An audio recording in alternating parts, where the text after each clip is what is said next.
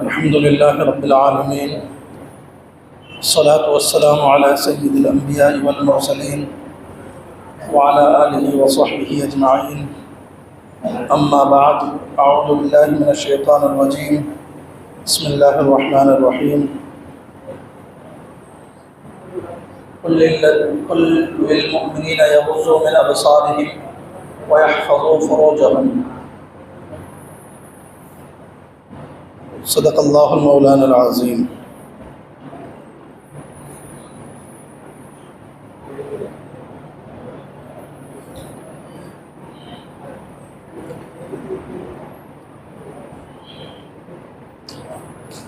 اس سے پہلے ہماری جو بات ہوئی تھی وہ نگاہ کی حفاظت کے تعلق سے بات ہوئی تھی کہ اللہ رب العزت نے ہی ہمیں آنکھوں کی نعمت دی ہے کہ ہم اللہ رب العزت کی اس نعمت سے فائدہ اٹھا سکیں اور ہم صحیح طور پر دیکھ سکیں. یہ اسی کا عطا ہے. وہ چاہتا تو ہمیں اندھا بھی بنا سکتا تھا، نظروں کو کمزور بھی کر سکتا تھا، محتاج بھی بنا سکتا تھا،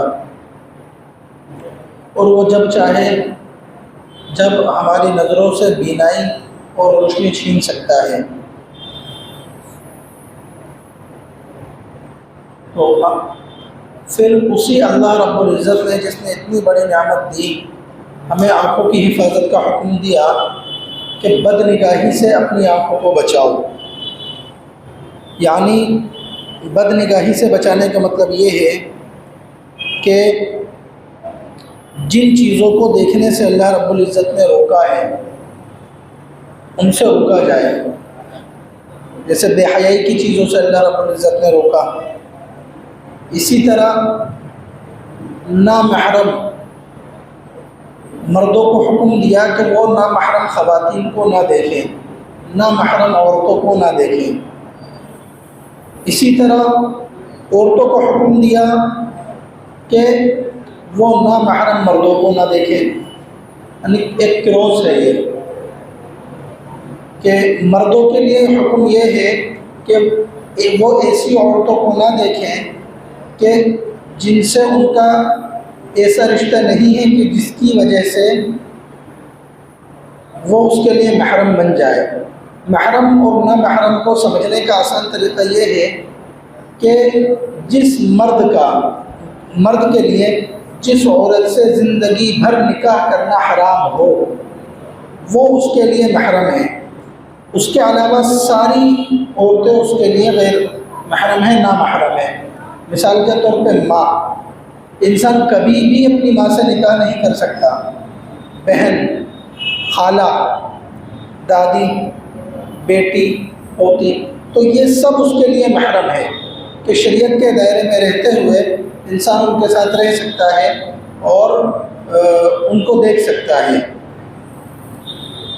ان کے علاوہ مثال کے طور پہ خالہ کی لڑکی، چچا کی لڑکی یا جو بھی ہو وہ سب نامحرم ہے.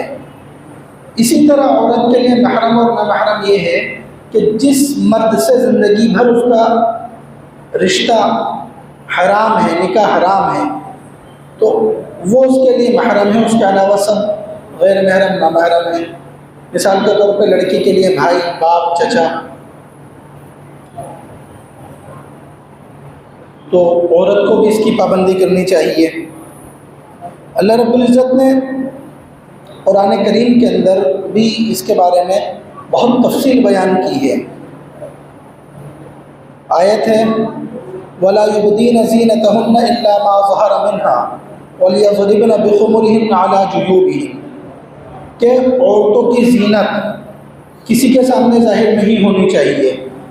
اور اسی طرح جب وہ نامحرم مرد کہیں موجود ہو تو ان کو پورا پردہ کرنا چاہیے. حتیٰ کہ یہ بھی حکم دیا ہے کہ اپنے گریبان پر یعنی اپنی چھاتی پر خاص طور پہ کپڑا ڈالے رکھے.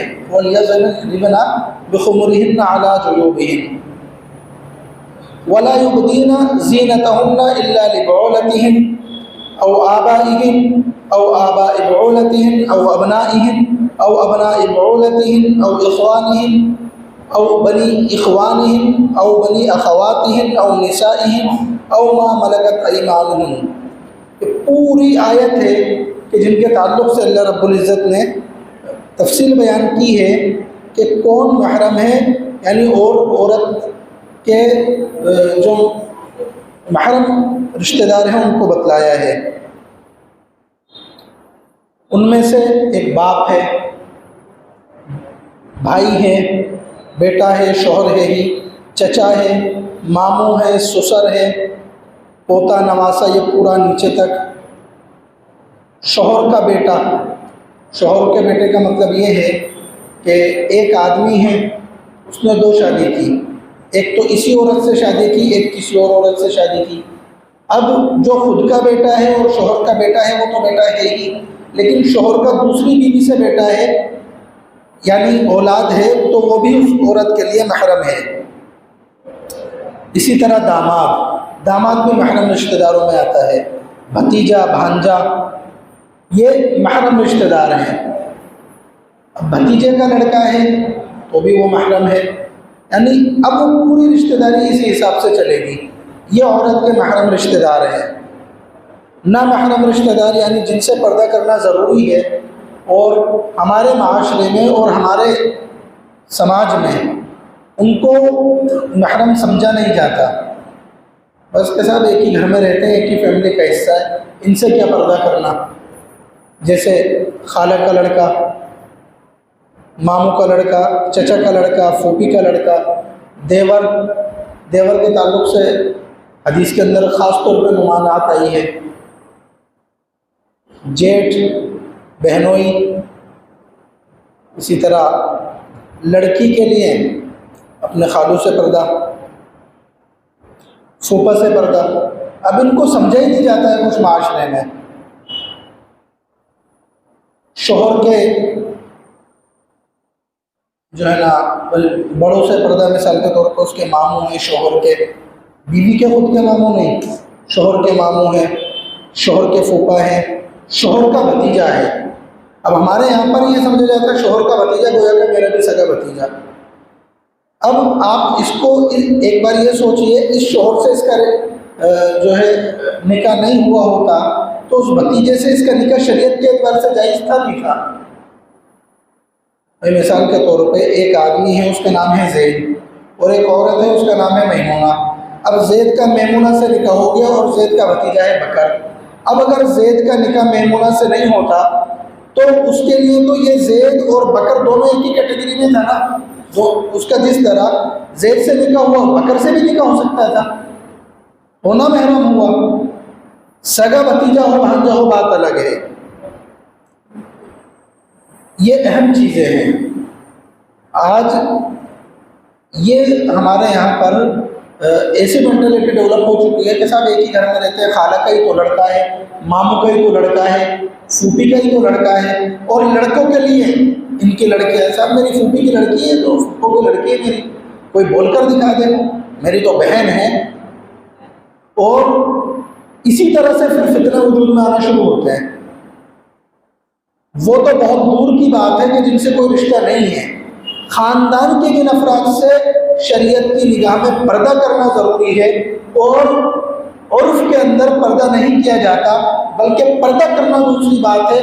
دماغوں میں یہ خیال تک نہیں آتا کہ یہ پردہ کرنا کیا ضروری نہیں ہے، کہ شریعت کی طرف سے ان کے بارے میں بھی کوئی حکم ہے، یہ خیال تک نہیں آتا. اس لیے ان پر عمل کرنا ضروری ہے.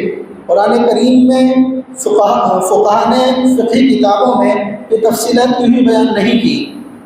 یہ سب نگاہ کی حفاظت کے لیے ان چیزوں کا جاننا ضروری ہے. چونکہ نگاہ کی حفاظت نہیں ہے تو پھر وہاں سے معاشرے کو خراب کرنے کی ابتدا، معاشرے کی خرابی کی بسم اللہ وہاں سے ہو جاتی ہے. نظر کے تعلق سے حدیث شریف میں آتا ہے النظر سہم مسموم، کہ نگاہ ایک زہریلا تیر ہے، من سہام ابلیس، ابلیس کے تیروں میں سے. کہ ابلیس کے جتنے بھی تیر ہیں ان تیروں میں سے ایک تیر بد نظری ہے، کہ انسان کسی کو دیکھ لیتا ہے تو وہاں سے بد عملی کی ابتدا ہو جاتی ہے، شروعات ہو جاتی ہے. اسی طرح عورت کے تعلق سے بھی حدیث میں آتا ہے کہ وہ بھی ابلیس کے ہتھیاروں میں سے ایک ہتھیار ہے۔ اب جس چیز سے عورت کے فتنے کے تعلق سے قرآن کریم میں آتا ہے ان کید الشیطان کان ضعیفا، یہ تو شیطان کا جو جال ہے، جو دجل ہے، اور جو اس کی پلاننگ ہے انسان کو بگاڑنے کی، اس کو قرآن نے عورت کی فتنے کے سامنے چھوٹا بتایا ہے کہ شیطان کا فتنہ چھوٹا ہے، ان کیدکم عظیم، یہ عورت کا فتنہ اس سے بھی زیادہ خطرناک بڑا فتنہ ہے۔ جو انسان عورت کے چکر میں پڑ گیا غلط طور پر، بس اس کی فائل وہیں نمٹ جاتی ہے، اور اس کی ابتدا وہی بد نظری سے ہوتی ہے۔ پھر وہی حدیث اللہ کے نبی کی کہ جو ہے بد نگاہی کرنا، بد نظری کرنا، یہ شیطان کے تیروں میں سے ایک تیر ہے۔ میں آپ کو ایک واقعہ بتاتا ہوں۔ حضرت عبیدہ بن جراح رضی اللہ تعالی عنہ، یہ بڑے صحابی ہیں۔ آپ نے بارہا سنا ہوگا کہ عشرہ مبشرہ یعنی 10 صحابہ ایسے تھے کہ جن کے تعلق سے ان کے جیتے جی اللہ رب العزت نے یہ بتلا دیا تھا کہ یہ جنت میں جائیں گے، ان کو اس دنیا میں ہی جنت کی خوشخبری دے دی گئی تھی۔ ان میں سے ایک عبیدہ بن جراح رضی اللہ تعالیٰ عنہ تھے۔ ان کو فاتح شام کہا جاتا تھا۔ شام کا اکثر علاقہ ان کی لیڈنگ میں، ان کی لیڈرشپ میں فتح ہوا تھا، مسلمانوں نے جیتا تھا۔ ایک مرتبہ ایک قلعے کا انہوں نے محاصرہ کیا، گھیراؤ کیا کہ بھئی یہاں پہ یہ جگہ مسلمانوں کی ہونی ہے اور یہاں پہ خدا کا نظام چلنا ہے۔ اور وہ جب محاصرہ ہوا، گھیراؤ ہوا، بہت لمبا وقت گزر رہا وقت، لیکن وہ لوگ جو قلعے کے اندر تھے کفار، وہ ماننے کو تیار نہیں ہیں اور قلعہ بند کر بیٹھے ہوئے ہیں۔ لاسٹ میں جب ان غیر مسلموں نے دیکھا کہ یہ تو کسی بھی قیمت پر ہٹنے والے نہیں ہیں اور ہمارے پاس جو ہماری جمع پونجی تھی، کھانا پینا سب ختم ہو رہا ہے اور عوام میں بے چینی آ رہی ہے، تو اب 2 ہی راستے ہیں، یا تو لڑو یا قلعہ ان کے سپرد کر دو۔ اور ان کو پتا تھا کہ ہم لڑ نہیں سکتے، جیت نہیں سکتے، تو انہوں نے کہا کہ صاحب کوئی چال کی جائے، اور انہوں نے چال کیا کری کہ انہوں نے ایک قاصد کو بھیجا کہ صاحب ہم تیار ہیں، قلعہ آپ کے سپرد کر دیں گے، قلعہ آپ کا ہو جائے گا، اور آپ قلعے کے اندر فلاں وقت پر فلاں دروازے سے داخل ہو جائیں۔ جس دروازے سے داخل ہونے کے لیے کہا، وہ دروازہ ایسا تھا کہ جب وہ قلعے میں داخل ہوں گے تو پہلے مارکیٹ آئے گا، اور مارکیٹ سے گزر کر جو وہاں کا بادشاہ کا محل تھا، جہاں سے پوری سلطنت کنٹرول ہوتی تھی اور اس قلعے کا پورا نظام چلتا تھا، جو قلعے دار کا آفس آپ کہہ لیجئے، وہاں تک آپ مارکیٹ سے ہو کر پہنچو گے۔ تو ایسا دروازہ بتلایا کہ آپ کو اس دروازے سے فلاں وقت پر داخل ہونا ہے، اور قلعے کے اندر انہوں نے یہ ندا کر دی، یہ ڈنڈورا پیٹ دیا کہ ہر دکان کے اوپر ایک حسین لڑکی بالکل سج دھج کر کھڑی ہوگی، اور انہوں نے کہا کہ یہ مسلمان ایک لمبے وقت سے اپنے گھروں سے نکلے ہوئے ہیں، یہ بہت لمبے زمانے سے اپنی بیویوں سے دور ہیں، اور جب یہ قلعے میں آئیں گے تو ظاہر سی بات ہے یہ نگاہیں اوپر کریں گے تو ان کو حسن ہی حسن نظر آئے گا، اور جب حسن نظر آئے گا تو کسی کی نیت کو پھسلے گی، اور جب یہ اتنے لمبے زمانے سے دور ہیں تو زیادہ تر لوگ عورتوں کی طرف متوجہ ہو جائیں گے، اور ان عورتوں سے کہہ دیا کہ خبردار اگر کوئی تمہیں کسی طرح سے استعمال کرتا ہے تو وہ کچھ بھی کرے، یہ تمہاری اس قلعے کے لیے قربانی ہوگی، کچھ بھی ہوگی، لیکن تم منع نہیں کرو گی، چاہے تمہیں اپنی عزت داؤ پر لگانی پڑے، جان داؤ پر لگانی پڑے، اگر تم نے منع کیا تو تم جو ہے نا اینٹی نیشنل ہو جاؤ گی۔ یہ ان کو کہہ دیا گیا کہ دیش بھکتی تمہارے اندر بھی رہے گی۔ یہ انہوں نے اپنی انٹرنل پلاننگ کر لی اور ایکسٹرنل حضرت عبیدہ بن جراح رضی اللہ تعالیٰ عنہ کے پاس اپنا پیغام پہنچا دیا۔ حدیث شریف کے اندر حضور صلی اللہ علیہ وسلم نے فرمایا اتقوا فراست المؤمن فإنه ينظر بنور اللہ، کہ مومن کے دیکھنے کا جو نظریہ ہے، سوچنے کا، پرکھنے کا جو نظریہ ہے، جس کو فراست کہتے ہیں، تو اس سے بچ کر رہو، وہ آپ کے الفاظوں کے جال میں نہیں آئے گا۔ اللہ رب العزت کے عطا کیے ہوئے نور سے وہ دیکھتا ہے، اور اللہ رب العزت کی عطا کی ہوئی جو بصیرت اور غور کرنے کی قوت ہے وہ اس کو استعمال کرتا ہے۔ تو حضرت عبیدہ بن جراح کے دماغ میں فوراً یہ بات آئی کہ اتنے دن سے تو یہ تیار بالکل نہیں تھے، اور اب بالکل یہ کیسے سرنڈر ہو رہے، یہ ہوا کیا معاملہ؟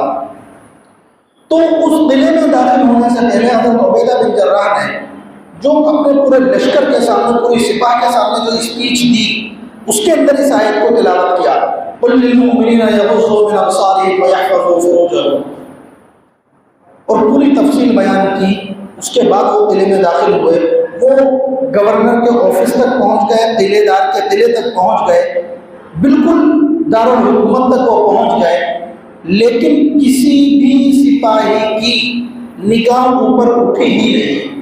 ان کو یہ تک پتہ نہیں تھا کہ یہاں پر پوشیدہ کھڑی ہے، بس اپنے رستے پر فوکس۔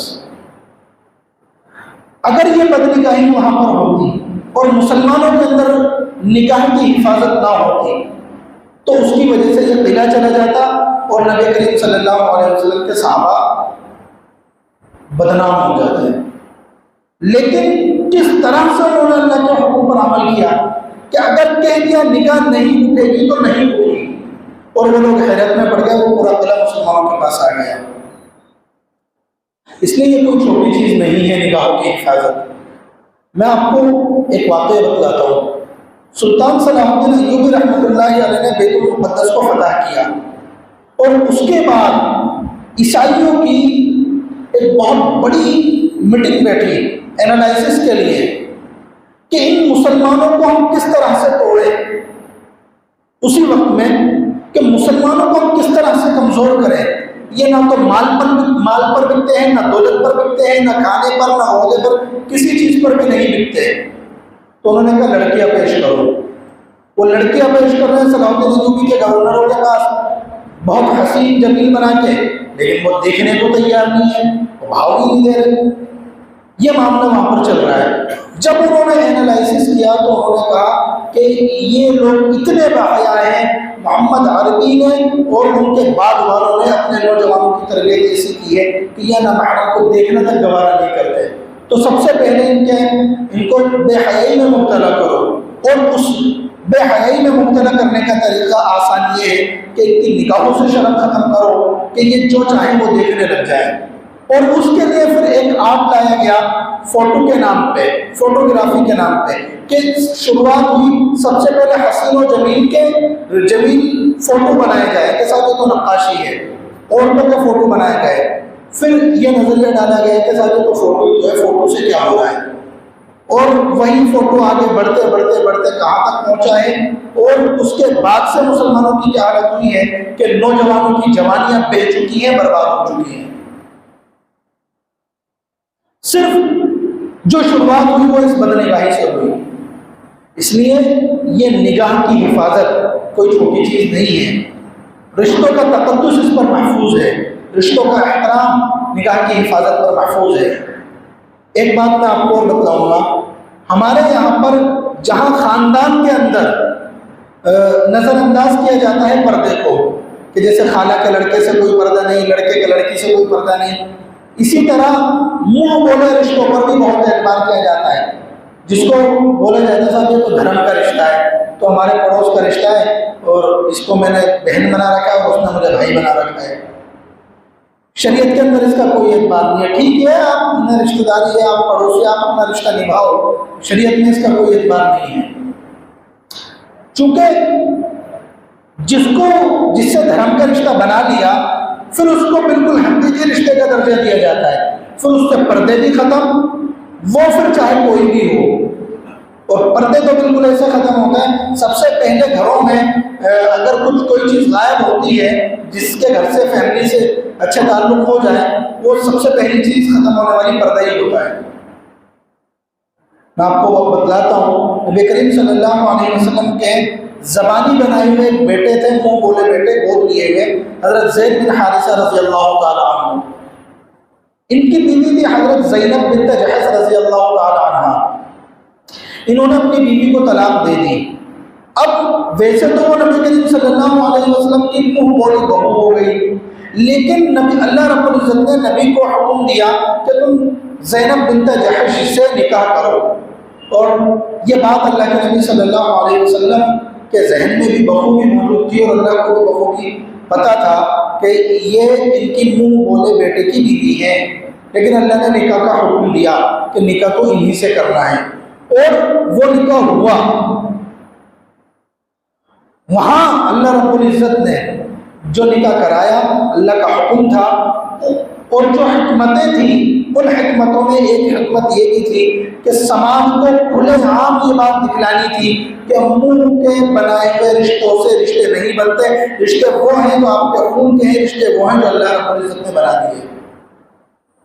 تو جس طرح ہم اپنے خاندان میں پردے کا نظم کرنا ہے، اسی طرح منہ بولے رشتوں کی وجہ سے کبھی بھی پردے کے لحاظ نہ تو مردوں کی طرف سے ختم ہونے چاہیے، نہ عورتوں کی طرف سے ختم ہونے چاہیے. ٹھیک ہے، تعلقات اچھے ہونے کی وجہ سے رشتہ نبھایا جا رہا ہے، وہ شریعت کی حدود سے باہر نہیں ہونا چاہیے. اور اس کی وجہ سے اتنا فرینکلی مردوں کو عورتوں سے اور عورتوں کو مردوں سے نہیں ہونا چاہیے کہ جس کی وجہ سے وہ جو پردے کا حقیقی معنی ہے کہ آواز کبھی جو پردہ کہا جاتا ہے وہ ختم نہ ہو. آج ہمارے معاشرے میں یہ بھی ایک بہت بڑی برائی ہے کہ رشتے بن گئے تو پھر وہ بالکل ایسے چل رہے ہیں، سارے پردے ختم ہیں، سب کچھ ختم ہے. اور اس کی شروعات وہی ہے کہ نگاہوں کی حفاظت بہت اہم اللہ رب العزت کا حکم ہے، اور اس کی مخالفت میں معاشرے کا بڑا طبقہ اس کے خلاف عمل کر رہا ہے. اللہ رب العزت صحیح معنی میں ہمیں ابلیس کے تیروں سے بچائے اور اپنی نظروں کی حفاظت کرنے کی اور نامحرموں کو دیکھنے سے. اللہ رب العزت ہم سب جو ہے نا ہم سب کو توفیق عطا فرمائے کہ ہم غلط جگہ پر غلط طریقے سے کسی بھی نامحرم کو نہ دیکھیں. موبائل میں دیکھنا بھی بڑا فتنہ ہے. اللہ رب العزت حفاظت فرمائے. وآخر دعوانا الحمدللہ.